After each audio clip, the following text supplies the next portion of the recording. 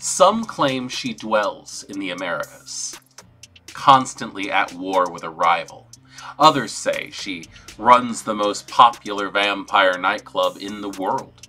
A few believe she is the clan founder's lover, and that she is in a process of waking the Toreador Antediluvian.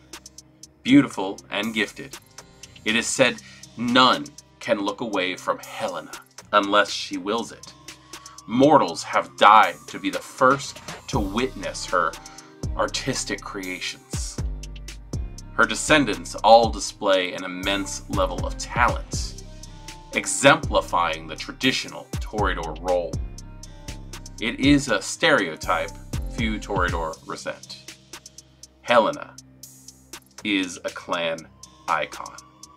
Toreador want to get to know you so they can get a little closer to her.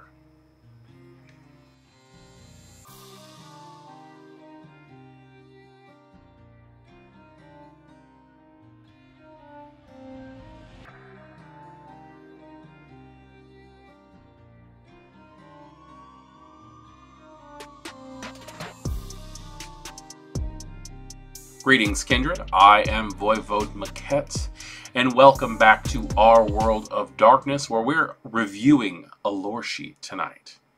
Not just any lore sheet, a special lore sheet, a Descendant of Helena.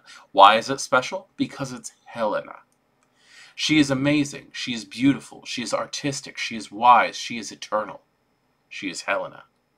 Now, Helena is the Descendant of Helena is. It's really sad when you read that description, because it says people want to get to know you so they can just get a little closer to her. Nobody likes you for who you are. They love you for your lineage, and there's a reason why a lot of Toreador tend to become petty and become jealous, even of their own popularity over time. I enjoy the way that this works out, because it really does bring out what a Toreador is in a stereotype fashion. So let's go ahead and take a look into this lore sheet and see exactly what the benefits for being related to someone of such magnificence might be. Investing 1 dot into this lore sheet gets you skin deep. No matter your standing, dropping Helena's name in conversation with a Toreador or a vampire who knows of her effectively raises your status by 1 dot.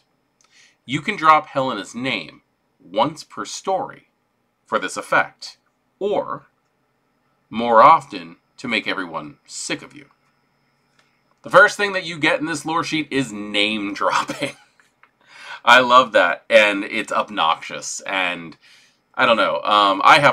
It's a situation though where it is hard not to do it when you can do it, and it can affect your social standing, because at first it's, wow, that's impressive, you've done something to get to know this person, or wow, it's impressive in this situation they chose you.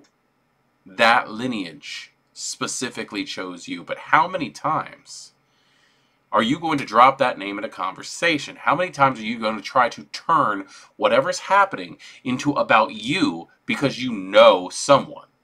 It's horribly obnoxious. But the idea of gaining 1 more status in a situation when you do that, that can be useful if done in the right situations. Investing 2 dots into this lore sheet gives you real talent. Unlike other vapid Toreador, relying on their faces and bodies alone, you were embraced for your talent. Choose 1 skill from craft, etiquette, or performance.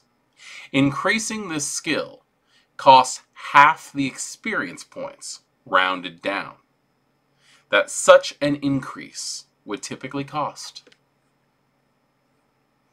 Your character is so wildly talented in their chosen art form or their way of social standing that it's easier for them to learn something. That is so useful. I actually just had a conversation with someone today about how they want to increase a skill, but the cost to get up to those higher levels can just feel so daunting.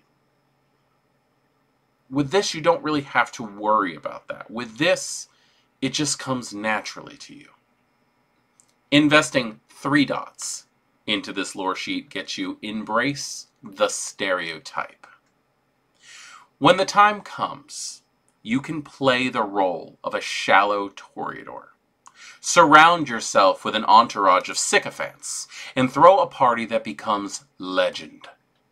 Once per story, you may host a party to increase your status and or influence by 2 dots with an invited group.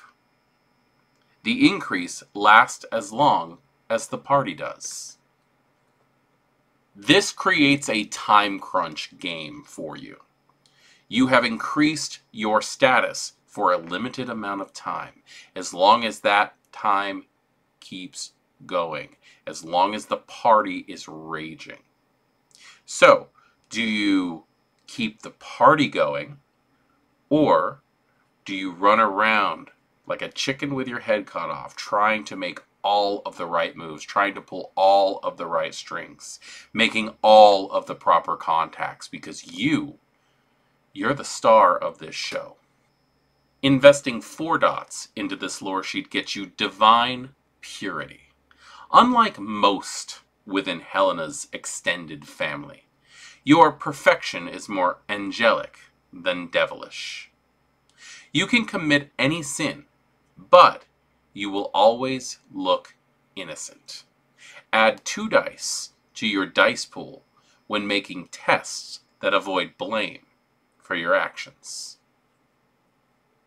An additional 2 dice to your dice pool to feign innocence, to push the blame onto someone else, to go, but sire, it's not me. That can come in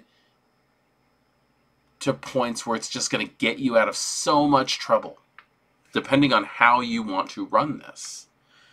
2 extra dice to convince someone of your innocence can make or break your position in a city. Investing 5 dots into this lore sheet gets you Succubus Club Franchise. Helena succumbed to the beckoning in recent years, leaving the Succubus Club in Chicago to a manager once again. She bestowed a license upon you to establish a franchised Succubus Club in your domain. This rare honor guarantees the city's kindred respond to your call, as every vampire embraced in the last 200 years has heard of the Succubus Club. As long as the club remains open, the chassis rating of your coterie's domain increases by 2 dots. You also have 4 dots to select among resources, fame, and status among all kindred. Succubus Club Franchise makes you a true celebrity of kindred existence. Everyone knows who you are. You own a Succubus Club franchise. You have put your city on the map. You have gained benefits from this as well, mostly making things in your life and your coterie's life easier. I do enjoy the way that this whole thing comes together to create a Succubus Club.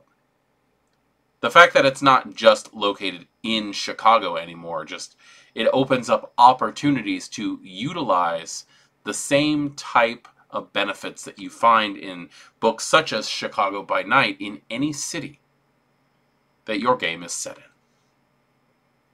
So, Descendant of Helena really branches out to how she, as a godlike kindred, has created a line of talented individuals who can get away with murder and become celebrity kindred. It's really it's terrifying, because these are your social monsters. These are the succubi and the incubi who are interweaving throughout society and placing themselves up on a pedestal of godhood to be worshipped by the kind and by kindred alike. I am Voivode Maquette. Thank you for joining me in our world of darkness as we're going over the review of lore sheets for the tabletop version of Vampire the Masquerade. Good evening.